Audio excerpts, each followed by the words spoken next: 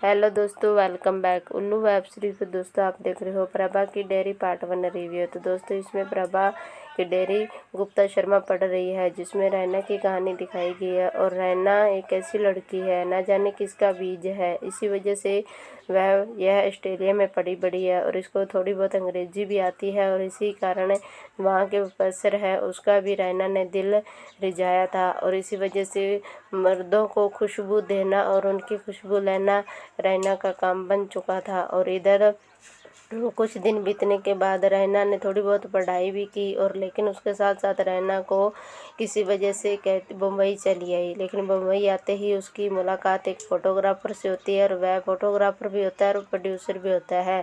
उसका नाम होता है कबीर।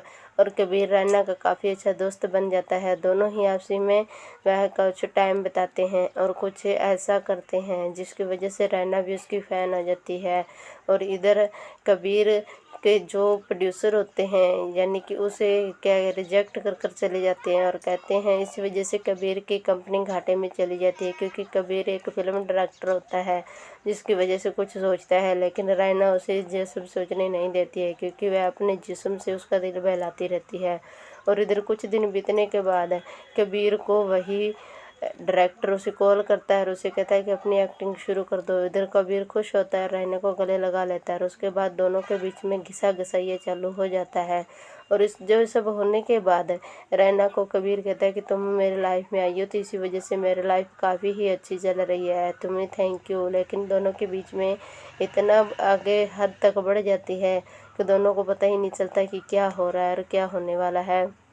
लेकिन दोस्तों इसके बाद कबीर का दोस्त होता है जिसका नाम होता है राजीव, और राजीव को कॉल कर कर कहता है कि तुम मेरे घर आ जाना, क्योंकि हम फिल्म की शूटिंग दोबारा से शुरू करने वाले हैं।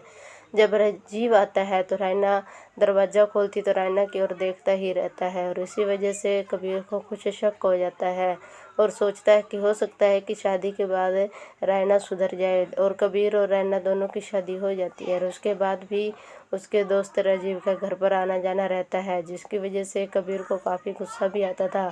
और यह जो डायरेक्टर है ये भी घर पर आता था, और इसको भी रैना अपने जिस्म से उसे अपनी ओर आकर्षित करती थी, और इसी वजह से कबीर को काफ़ी गुस्सा आता था। लेकिन एक दिन क्या होता है कि जब कबीर जी अपनी कंपनी के लिए बाहर चले जाते हैं और वहाँ पर शूटिंग कर रहे होते हैं, इधर राजीव घर पर आ जाता है और रैना उसको अपने जिस्म से रिझाने लगती है। और इसी वजह से रैना और राजीव दोनों के बीच में घिसा घिसाइया चालू हो जाता है। और यह सब दे होते ही तो वहाँ पर कबीर आ जाता है अचानक से। कबीर को देखकर रैना और राजीव दोनों के पसीने छूट जाते हैं, और वहाँ से राजीव तो अपने कपड़े उठाकर भाग जाता है। लेकिन कबीर रैना को काफ़ी ही पीटता है। इसकी वजह से रैना चाहती थी कि मैं शादी करने के बाद खुला आसमान में रहना चाहती थी, और इसने तो मुझे बांध कर रखा है, क्योंकि मैं ऐसी लाइफ नहीं जीना चाहती। इसी वजह से कबीर को छोड़कर चली जाती है।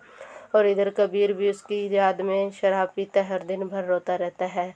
और कुछ दिन राजीव को साथ रहने के बाद रैना को यह एहसास होता है कि मैंने यह सब गलत किया है, क्योंकि राजीव ने भी रैना के साथ कुछ ही टाइम में जिस्म का इस्तेमाल करने के बाद रैना को छोड़ देता है। और रैना अपनी गलती की वजह से वापस कबीर के पास लौट आती है। उसे कहती है कि मुझसे गलती हो गई। लेकिन उसके बाद रैना और कबीर दोनों की लाइफ दोस्तों फिर से स्टार्ट हो जाती है, और दोनों के बीच में फिर से वही प्यार और वही ज़िंदगी बिताने लगते हैं। दोस्तों ये वीडियो आपको कैसा लगा मुझे ज़रूर बताइएगा।